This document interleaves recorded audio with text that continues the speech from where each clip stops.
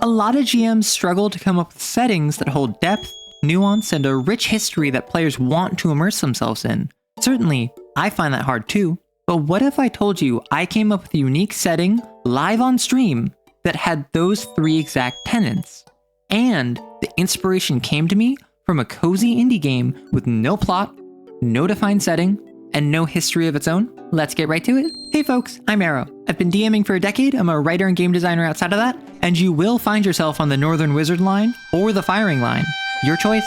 The folks over at Rogue Duck gave me a key to their new game Hexaroma, a chill city builder where you make big number go bigger. So immediately, I turned it into a corporatocracy that systematically crushes the hopes and dreams of its inhabitants. I have set it up so that every aspect of life revolves around work and industry and produce. But that got me thinking, this was just an exercise in world building.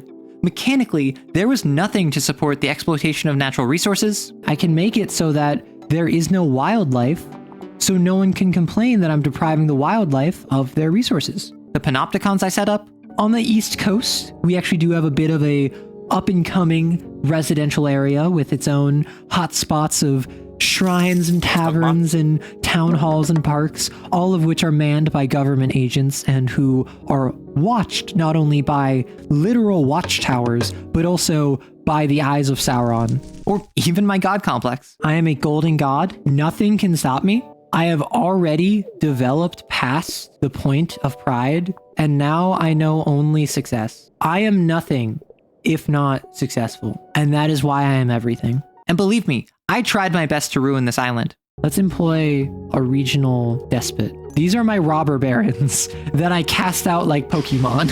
All of this was just extrapolating a ludonarrative dissonance between the story I imposed on the setting and the gameplay I was experiencing, which, to sound less pretentious, basically just means I was making it up as I went along. Sure, the story beats I came up with were inspired by and tied to what was happening in the game. The food crisis and restricted socialization led to me pushing agriculture, taverns, and shrines to meet those needs. Because I was so disproportionately focusing on those building types, I justified to myself why a city planner might need to implement them. Further, landmarks in the game give a massive bonus to all other buildings. Ergo, it's efficient from a points perspective to maximize how many landmarks you have. That being said, look at what my city turned into. Why are there dozens of landmarks with flaming tops like eyes of Sauron staring down at its citizens? Why am I rushing to place as many town halls with watchtowers as I can? Why did I build the Northern Wizard Wall? Because they all served a mechanical function. Except the Wizard Wall. That one was just me going crazy. And then I breached the sacred covenant out of greed and hubris. Not my proudest moment. We even expanded past the wizard boundary, the one sacred place in this forsaken land. We have exploited, and I think that is beautiful. My point being, think about this from the angle of TTRPGs. This is set up like a cursed D&D campaign where the party goes to topple the current government to form their own fascist group. In D&D, you don't need an entire pantheon and multiple nations and a 2,000-year history to make your world. If you have a cleric in the party, you should probably work on not just developing their deity, but also connected ones as well. If one character is a noble, you should probably know what the government of the nation that supports such nobility is like, but all of those details follow mechanical needs. If you're struggling to create a world, it's likely because you're focusing on the wrong aspects of it. Hone in on what is strictly necessary to service the mechanics of your game, and then develop what interests you from there. Tolkien created the Elvish family of languages before he wrote The Lord of the Rings. That's because he was a linguist who loved conlangs. The Silmarillion was born from his love of classical mythology and wanting to include that in his world. He literally translated Beowulf. You don't need to make your own language if your game doesn't deal with multiple different languages. Similarly, your world building only needs to reflect what shows up in your game. So if you do have different languages in your game, I came across a really interesting article about how to make language fluency in 5e more interesting, linked in the description. Now, all of this has the caveat that if you love world building, world build.